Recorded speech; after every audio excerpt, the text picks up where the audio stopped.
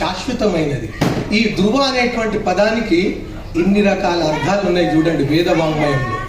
So నేను ఇప్పుడు Vedic స్కూల్లో చదువుకుంటున్నాను, సెకండ్ ఇయర్ అమ్మ.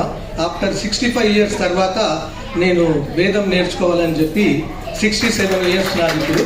సో చదువుకుంటున్నానని చెప్పి తెలియజేసుకుంటూ పురోహితుల వారు ఈ విధంగా చెప్పించారు వారితో. ఏమని?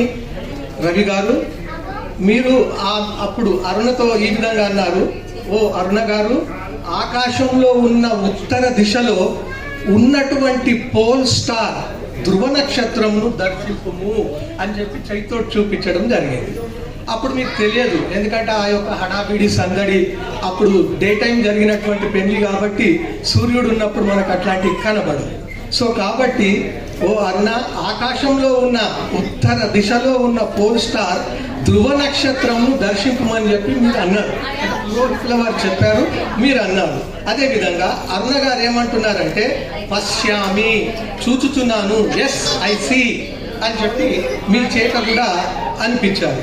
ఓం ధ్రువమసి ధ్రువహం పతిపూలే భూయసాం అంటే ధ్రువ నక్షత్రము ధ్రువంగా ఉన్నది అరుణ గారు, అను పేరు గల నీనును ప్రతికూలమున ధ్రువముగా నుండునుగాక. మీరు అట్లా ఆ విధంగా పురోహితుల వారు చెప్పినట్టుగానే మీరు ఉన్నారు అని చెప్పి నేను ఈనాడు మీకు చెప్తున్నాను. అలాగే నడుచుకుంటుంది మీరు కూడా. అప్పుడు పురోహితుల వారు చెప్పినటువంటి భావము మీకు బోధపడలేదు, కానీ మీరు అదే విధంగా అనుసరించారని చెప్పి కూడా నేను తెలుపుతున్నాను. The pole star is as Dhruva అరుణ కాన్స్టెంట్. మే ఐ బి ధ్రువ కాన్స్టెంట్ ఇన్ మై హస్తబంధ అంటే హస్బెండ్. హస్తబంధ అంటే చేయి పట్టుకొని 7 అడుగులు నడుస్తారు కదా, దాని పేరే ఇంగ్లీష్ పదం ఎక్కడైతే ఉద్భవించిందో హస్తబంధ. హస్త అంటే చెయ్యి, మీకు తెలుసు కదా. అదేవిధంగా హస్తబంధ ఫ్యామిలీ. యూ ప్రూవ్డ్, మీరు ప్రూవ్ చేశారు. ఏ విధంగానైతే హస్బెండ్ను వరించిన తర్వాత ఇల్లాలు వై మీరు ప్రూవ్ చేశారని చెప్పి కూడా మీతో షేర్ చేసుకుంటున్నారు. వరుడు అంటే రవి గారు ఏమంటున్నారంటే అడుగుతున్నారు, అరుంధతిం పశ్య, ఓ అరుణ, అరుంధతి నక్షత్రం చూడుము అంటే అరుంధతి నక్షత్రం కూడా చూడమని చెప్తుంది. ఇందాకనేమో ధ్రువ, ఇప్పుడేమో అరుంధతి. అదేవిధంగా ఓ అరుణ, అరుంధతి నక్షత్రం చూడము అన్న తర్వాత మీరేమంటున్నారంటే అరుణ గారు అంటున్నారు పశ్యామి, చూచుచున్నాను, ఎస్ ఐ సీ అని చెప్పిన తర్వాత అరుంధతి నక్షత్రం వలె అరుణ పేరు గల నీనును ప్రతికూలమునకు అంటియుండును, ఆయన చేయు ధర్మ కార్యములకు నేను అడ్డు కాకుండా ఉందును.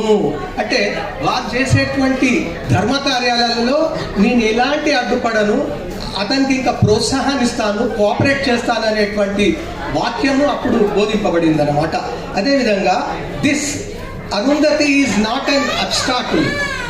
I adhere to my husband's religion and will not obstruct my husband in his good and righteous ventures అని చెప్పి కూడా నేను ఇంగ్లీష్ ఎక్కువ వాడను, ఎందుకంటే కొంచెం నాకు ఇది కాకపోతే ఇక్కడ యూత్ ఉన్నారని చెప్పి వస్తారు అని చెప్పి కూడా తెలిసింది.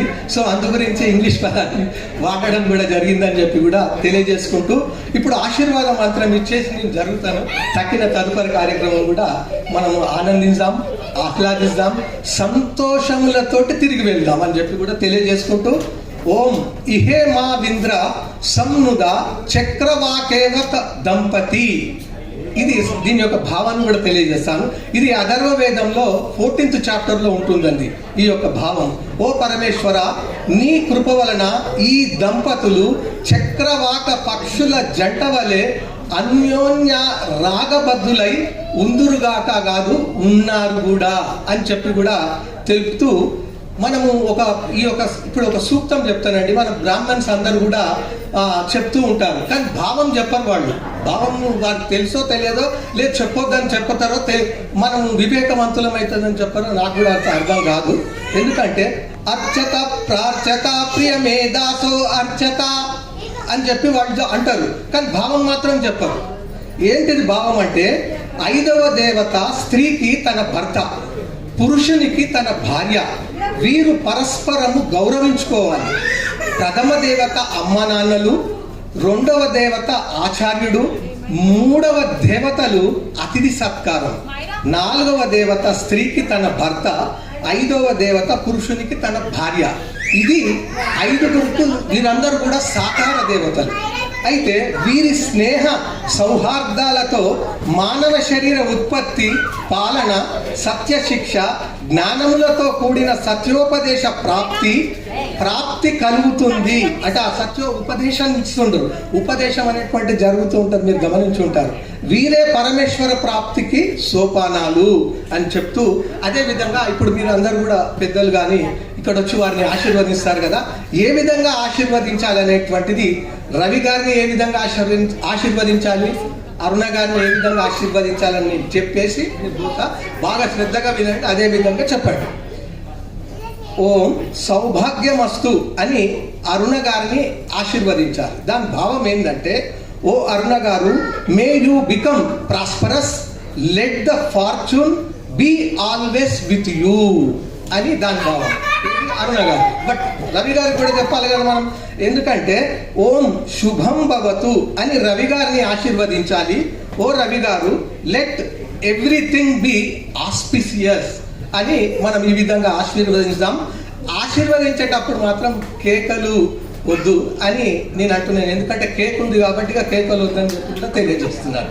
అదేవిధంగా ఈ అవకాశాన్ని రవి అన్న తర్వాత అరుణ మేడం గారు ఇవ్వడం నిజంగా కూడా చాలా సంతోషం. నేను భాగస్వామ్యం కావడం, పెద్దలందరి ముందర తండ్రి లాంటి వారు నన్ను ఆశీర్వదించాలని చెప్పి కూడా మీ అందరితో కోరుకుంటూ మీ అందరికి కూడా ధన్యవాదాలు తెలుపుతున్నాను. నా వానికి విరామం ఇస్తున్నాను. సో కేక్ అరేంజ్మెంట్ చేద్దాం. నెక్స్ట్